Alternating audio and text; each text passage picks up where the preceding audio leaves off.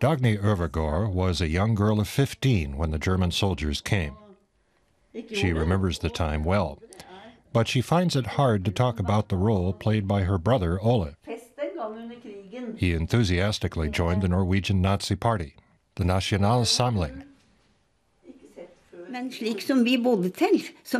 Out here in the countryside, we saw nothing of war and occupation. One day, the German soldiers were just there. When Ole told my father he'd joined the Nazi Party, my father made him swear that he would never again talk politics at home. After the war, her brother was sentenced to 2 years hard labor. He was later pardoned. As far as the family is concerned, that was that. But Ole's niece, Elisabeth, never completely forgot. When the records on the post-war collaboration trials were opened, she collected her uncle's file.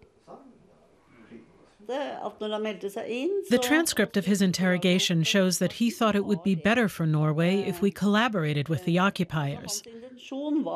He was a man who chose the wrong side politically. I condemn that. But he didn't betray anyone, according to the files.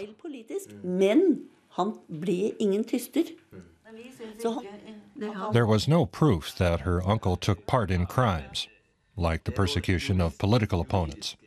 But does that mean he knew nothing of those crimes, despite being a party member?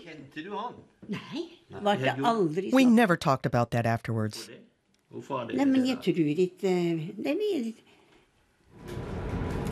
Norway's national archives are located on the outskirts of Oslo. Uncle Ole's file and the files of 9,000 other hangers-on, collaborators, and Nazi criminals are stored here.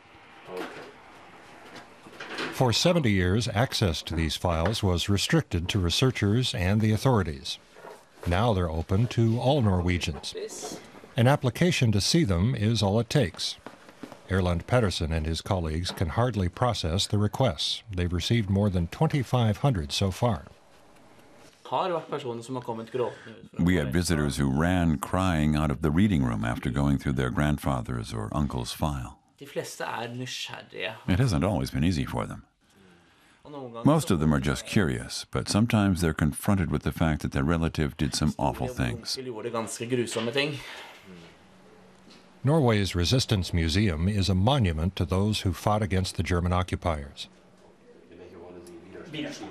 There is little here on the role of the Norwegian Nazi Party and the way it blindly followed Hitler, especially on race.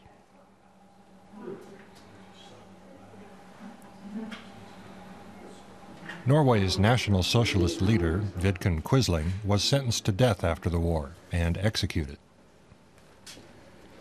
Historians say that after the war, there were years of denial. They welcome this first discussion of Norwegian guilt, such as deportation of the country's Jews. People played down the importance of membership in the Nazi Party. It wasn't portrayed as a conscious political ideological decision. Just like in other countries, these people were either demonized or portrayed as unstable lower-class people who didn't know what they were doing. The fact that everyone is able to view the files means that these old explanations don't hold up anymore, because they confront us with what actually happened.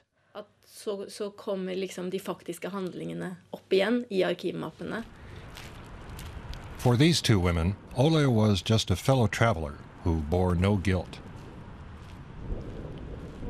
Now they say that the 3 months jail time he served was too harsh for what he did. If he'd had anything to hide, then he wouldn't have announced his arrival by train in the summer of 1945. He wouldn't have let himself be arrested at the station. The old hotel where he was kept locked up for weeks is over there. For this family, the Nazi occupation is a thing of the past. But the rest of the country is debating the question of guilt, exactly 75 years after the start of the German occupation.